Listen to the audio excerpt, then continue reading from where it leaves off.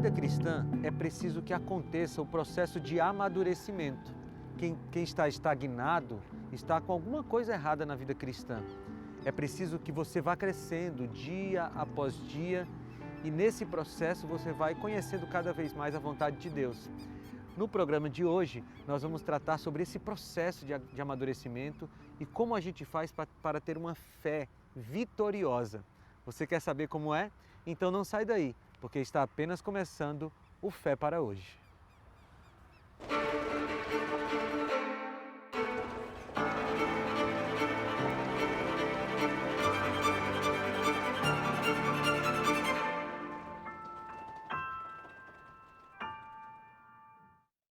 Eu quero te dar um presente agora, e é o novo estudo bíblico da Escola Bíblica da Novo Tempo. É o DVD O Sentido da Fé. São 15 temas gravados por mim que você pode ter em casa para estudar a Bíblia com calma, na hora que você quiser, do jeito que você quiser. Você vai encontrar temas como fé na existência de Deus, sobre fé na Bíblia. São 15 temas para você se aprofundar naquilo que Deus espera de você. E como é que você faz para ter esse DVD? Você liga para a gente. Você liga para a operadora 12 21 27 31 21. Esse número atende no horário comercial, tá bom? Ou você pode entrar em biblia.com.br e fazer o seu próprio cadastro e pedir o estudo e ele vai para a sua casa. Ou você pode abrir a câmera do seu celular agora e apontar aqui para esse QR Code que está na tela. E vai abrir um link, você clica nele e aí faz o seu cadastro e o DVD vai para a sua casa de graça. É isso mesmo, você não ouviu errado, é de graça, porque os custos do DVD foram pagos pelos Anjos da Esperança, que são os nossos parceiros da Novo Tempo. E se você por acaso gosta do Fé para Hoje e ainda não é um Anjo da Esperança, se torne, porque é por causa dos Anjos da Esperança que nós estamos gravando aqui. E é por causa dos Anjos da Esperança que esse DVD vai para a sua casa de graça.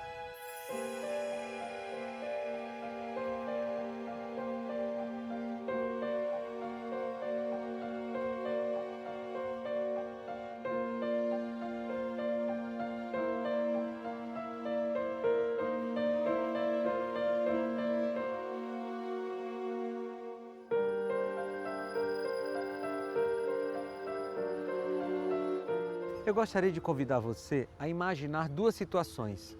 Imagine que um professor de ensino fundamental 1 das crianças chegue para o seu aluno e diga assim: olha, eu gostaria que você me explicasse agora todo o processo de digestão de uma comida, desde quando ela é ingerida até quando ela é distribuída para o corpo. Seria meio complicado, né? Talvez uma criança não soubesse explicar tudo isso. Agora imagine outra situação. Um professor universitário chega para o seu aluno e diz assim: você poderia me indicar em que região do seu corpo está o estômago? E aí esse aluno diria: não sei. Seria estranho também, não é?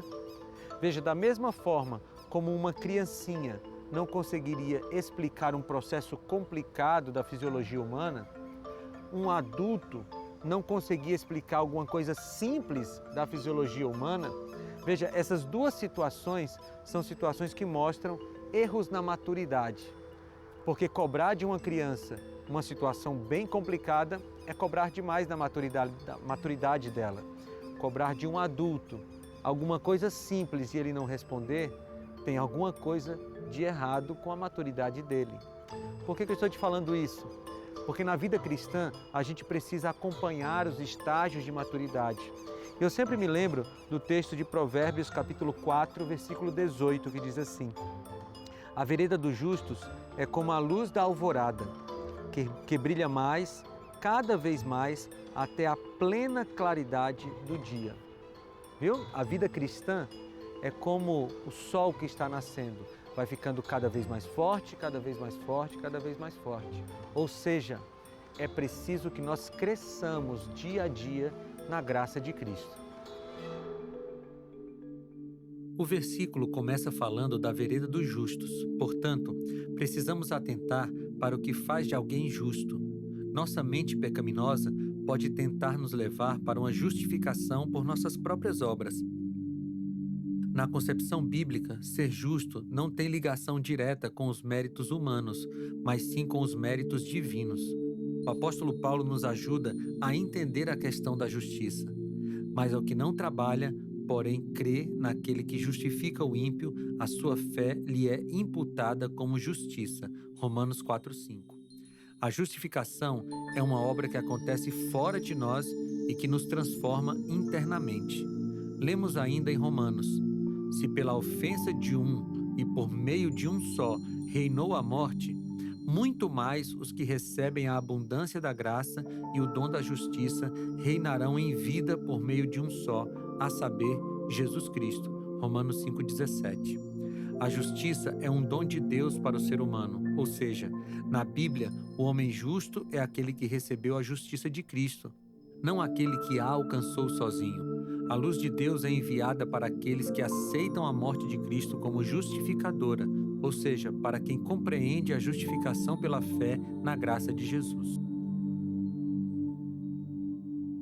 A aplicação inicial desse verso que nós lemos lá de Provérbios 4:18 é que nós precisamos cuidar daqueles que são novos na fé.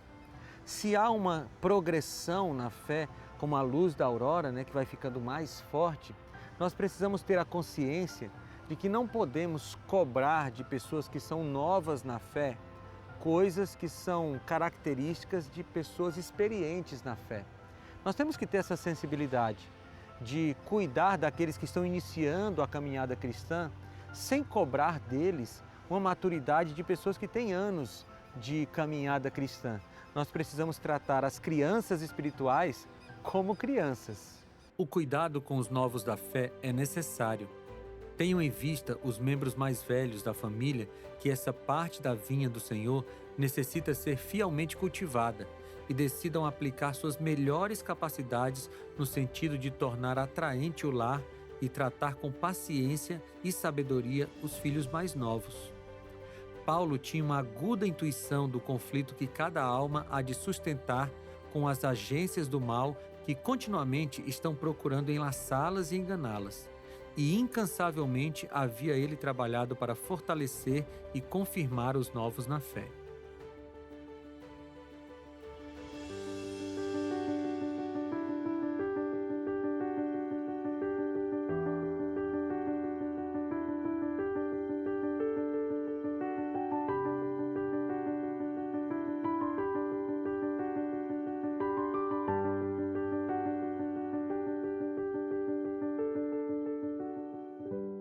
Imagine comigo uma criança recém-nascida. Ela não consegue fazer muitas coisas que conseguirá fazer quando tiver 10 anos de idade. E aos 10 anos de idade, ela não conseguirá fazer algumas coisas que conseguirá aos 18 anos de idade. O que nós precisamos saber é que no crescimento espiritual, essa verdade da progressividade é importante. Nós não podemos cobrar de um recém-converso que ele tenha a maturidade espiritual de alguém que já tem muitos anos de caminhada cristã.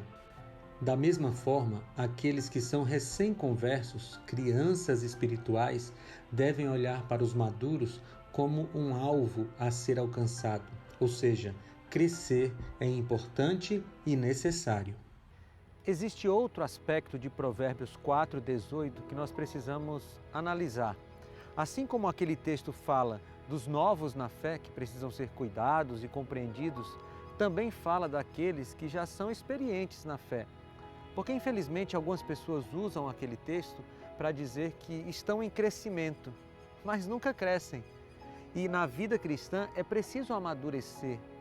O apóstolo Paulo escreveu algo interessante aqui em Hebreus, no capítulo 5, no versículo 12, quando ele fala de pessoas que deveriam ser maduras e não eram. Olha o que ele diz.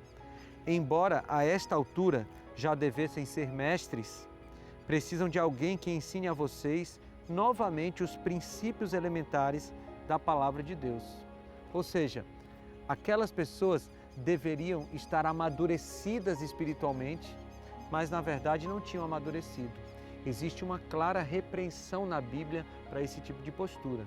A cada momento que você passa como cristão, precisa ser um momento a mais de amadurecimento. As ilustrações são úteis, embora muitas vezes não perfeitas. Vamos propor uma então. Um curso normal de graduação dura em média 4 anos. Um mestrado dura em média 2 anos. E um doutorado dura 4 anos em média. Portanto, em 10 anos, alguém pode crescer em conhecimento do nível da graduação até o de doutorado. Se a vida cristã seguisse essa lógica, você deveria estar em qual estágio? Em qual estágio você está agora? A comparação não pode ser aplicada literalmente, mas figurativamente. Há alguns que deviam ser doutores no conhecimento bíblico, mas ainda estão nas séries primárias. Paulo escreveu: ora, todo aquele que se alimenta de leite é inexperiente na palavra da justiça, porque é criança. Hebreus 5,13. Não há problema em ser criança. O problema é não sair da infância espiritual. O apóstolo Paulo continua o seu argumento aqui no versículo 14. Ele diz assim: mas o alimento sólido é para os adultos, os quais, pelo exercício constante, tornaram-se aptos para discernir também o bem e o mal. Ou seja, o apóstolo Paulo está dizendo que existe uma adultez espiritual. Ou seja, existe um momento em que você se torna um adulto e pode comer alimento sólido. Você pode entender coisas sólidas da Bíblia, não só o elementar, mas coisas profundas. É preciso crescer na vida espiritual. E quando você não cresce, você tem problemas. E nós vamos ver isso a partir de uma história da Bíblia.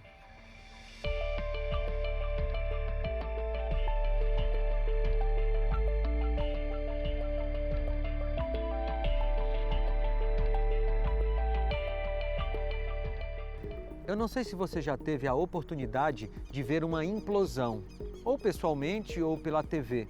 É impressionante como você vê um prédio gigantesco indo ao chão em questão de segundos. Uma implosão, logicamente, acontece com explosivos, colocados de maneira estratégica nas estruturas do prédio. A revista Super Interessante explicou em uma reportagem como acontece uma implosão. Em primeiro lugar, os preparativos. Explosivos são inseridos nas colunas de sustentação. Número 2. O embrulho. Para evitar que estilhaços voem para a vizinhança, as colunas são embaladas com material antiperfurante. Pelo mesmo motivo, a fachada do prédio recebe uma espécie de rede de contenção. Terceiro passo: detonação. Os explosivos são acionados a pequenos intervalos. Cada dinamite tem um temporizador que determina em qual momento ele explodirá. 0,1 segundo após o início da implosão, 0,2 segundo, 0,3 segundo e assim por diante. Nos tempos bíblicos aconteceu também uma implosão de um grande prédio, mas não foram usados explosivos. O que foi usado foi o grito. Bem, nos tempos de hoje, qualquer pessoa acharia impossível derrubar um prédio apenas gritando. E nos tempos bíblicos isso também era impossível, mas foi um milagre de Deus. Você sabe, né? Eu estou falando da queda dos muros de Jericó. Naquele dia, os muros caíram a partir do grito do exército de Deus. Aliás, caiu a partir do poder de Deus, não é?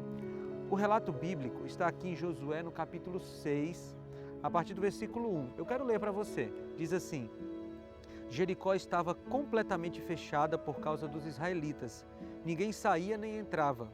Então o Senhor disse a Josué: saiba que entreguei nas suas mãos Jericó, seu rei e seus homens de guerra. Marche uma vez ao redor da cidade com todos os homens armados. Faça isso durante 6 dias. 7 sacerdotes levarão cada um uma trombeta de chifre de carneiro e à frente da arca. No 7º dia, marchem todos 7 vezes ao redor da cidade e os sacerdotes toquem as trombetas. Quando as trombetas soarem um longo toque, todo o povo dará um forte grito. O muro da cidade cairá e o povo atacará cada um do seu lugar onde estiver. Foi assim que aconteceu a implosão do Muro de Jericó. O povo de Israel havia passado o Jordão há pouco tempo. Esse evento marcava o início da conquista da Terra Prometida. Durante os últimos 40 anos, todos sonhavam com aquele momento, mas por causa da rebeldia do povo, tiveram que andar todos aqueles anos pelo deserto. A terra de Canaã estava ocupada por povos beligerantes e por isso a conquista não seria fácil.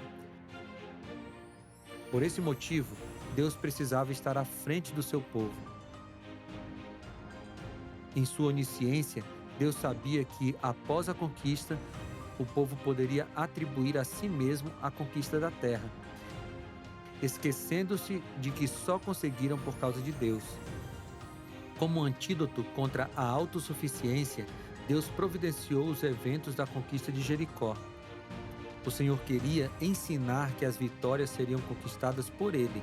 A parte do povo seria apenas não atrapalhar.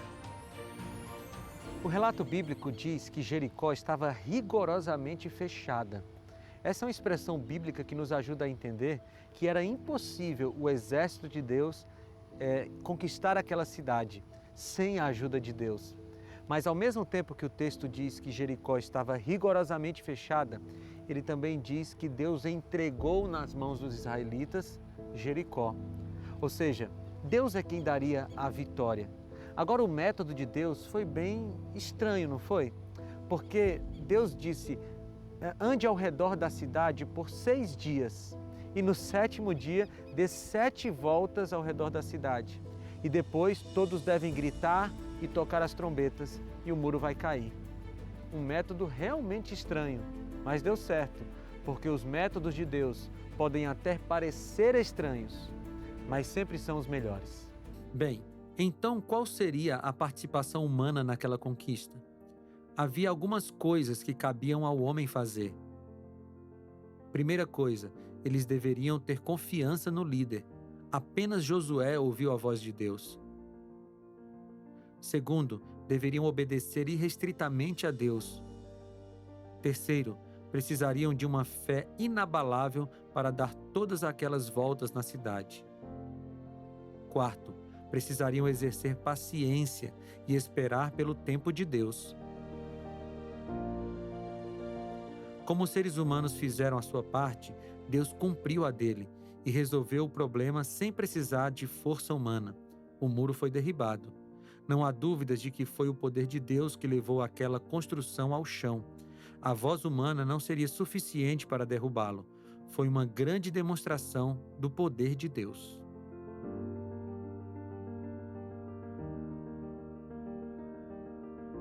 Deus é onipotente, ou seja, Ele pode fazer todas as coisas. Isso não quer dizer que Ele possa fazer coisas que são logicamente impossíveis, como, por exemplo, criar um círculo quadrado. Os próprios filósofos ateus rejeitam essa ideia de que Deus possa fazer coisas que são logicamente impossíveis. Deus trabalha na sua onipotência dentro daquilo que é logicamente possível. Inclusive, os seus milagres trabalham dentro desse espectro. Outras coisas Deus escolheu não fazer, como, por exemplo, nos obrigar a fazer coisas que nós não escolhemos fazer. É nesse sentido que Deus só pode trabalhar na nossa vida se nós permitirmos. Deus é muito educado e não se intromete na vida de um ser humano sem que ele permita. Logo depois daquela vitória épica em Jericó, o exército de Israel entrou em outra batalha contra a cidade de Ai. E lá eles tiveram uma grande derrota. Agora, o estranho é que Jericó era uma cidade muito grande e Ai era uma cidade muito pequena. Olha o que o texto bíblico diz aqui em Josué, no capítulo 7, versículos 2 a 4. Sucedeu que Josué enviou homens de Jericó a Ai, que fica perto de Bet-Avém, e a leste de Betel, e ordenou-lhes: subam e espionem a região. Os homens subiram e espionaram Ai. Quando voltaram a Josué, disseram: não é preciso que todos avancem contra Ai. Envie 1 ou 2 mil homens para atacá-la. Não canse todo o exército, pois eles são poucos. Veja, existem alguns elementos que fizeram com que o povo perdesse a guerra em Ai, uma cidade muito menor. E um deles foi a autoconfiança. Além de confiança própria, havia mais um elemento envolvido naquela derrota: pecados escondidos. Deus havia ordenado que ninguém guardasse para si despojos de guerra na conquista de Jericó, mas um israelita desobedeceu. Acã contaminou todo o acampamento com seu pecado e tentou se justificar assim. Quando vi entre os despojos uma boa capa babilônica e 200 siclos de prata e uma barra de ouro do peso de 50 siclos, cobicei-os e tomei-os, e eis que estão escondidos na terra, no meio da minha tenda, e a prata por baixo. Josué 7:21. Na fala de Acã, podemos perceber os passos que ele deu até chegar ao pecado. Foram 4 passos: vi, cobicei, tomei e escondi. Muitos dão esses passos todos os dias. A cobiça foi o que derrubou Acã. Ele queria ter posses, a capa, e dinheiro ilícito, a prata e o ouro. Aqui está a chave para a derrota do povo. Deus não pôde dar a vitória porque entre os israelitas havia autoconfiança e pecados escondidos. Esses 2 fatores impediram o povo de receber a vitória do Senhor.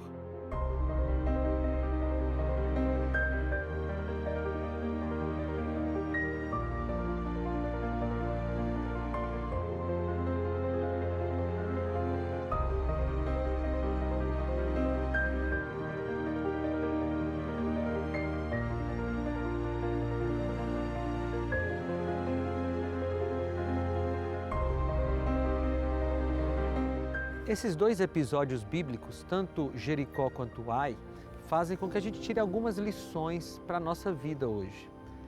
Porque os nossos problemas, alguns deles são como Jericó, grandes, intransponíveis, dificílimos.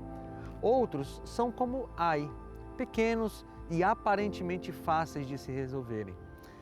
Mas a questão é que para grandes problemas ou para problemas pequenos, nós sempre precisamos dos mesmos princípios. Devemos estar submetidos à vontade de Deus, seguir firmemente os conselhos de Deus, estarmos dispostos a termos fé na palavra de Deus e a confiarmos mais nele do que em nós. Se a gente agir assim, aí sim nós teremos vitórias para problemas como Jericó e para problemas como Ai. Mas o episódio de Ai também nos traz lições importantes. Podemos atrapalhar as vitórias de Deus em nossa vida. Impedimos que Deus vença em nossa vida quando temos uma exacerbada confiança própria. Podemos e precisamos ter autoconfiança, mas não a ponto de querer excluir Deus de nossas decisões.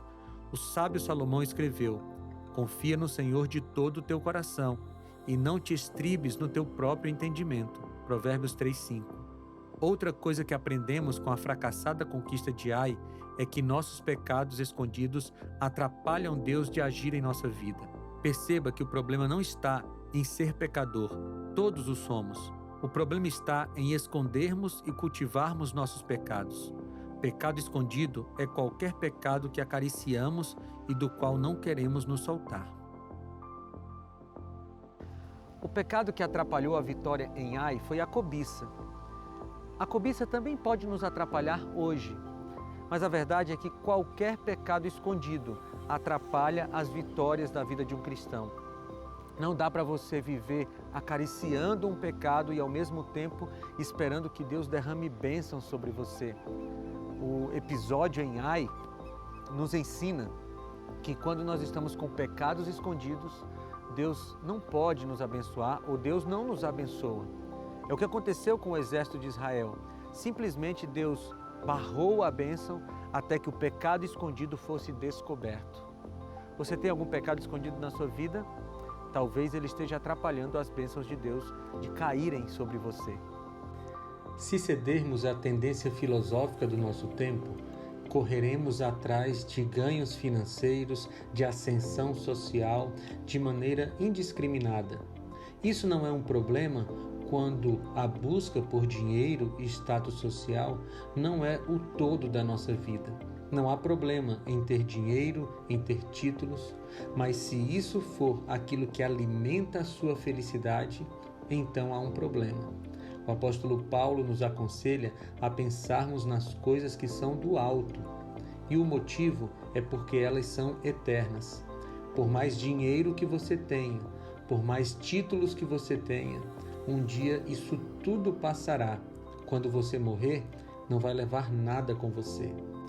Por outro lado, as coisas eternas, por definição, ficarão para sempre. Então, mesmo que você morra, como disse Jesus, você viverá a partir da volta dele. Foque no que é eterno, não no que é passageiro. Graças a Deus que a história de Ai não ficou sem solução. Depois que eles descobriram o pecado de Acã, a questão foi resolvida.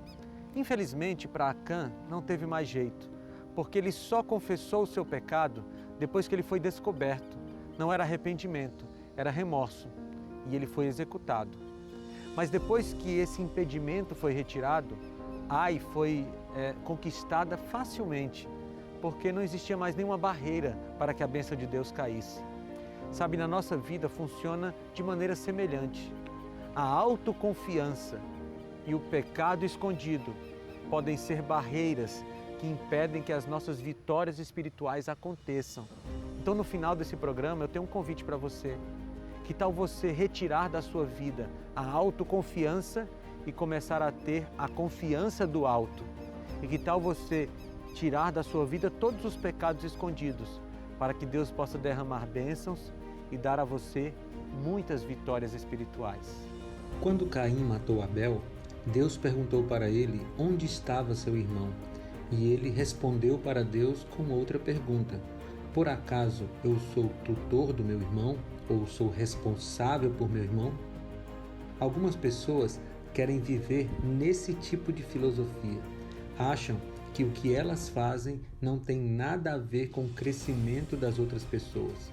Mas esse é um engano.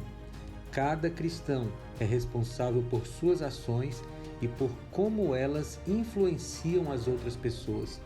Devemos sim ter uma preocupação muito grande se estamos influenciando as pessoas para o bem ou para o mal. E quando nós impedimos alguém de crescer espiritualmente, nós estamos cometendo um grave erro diante de Deus.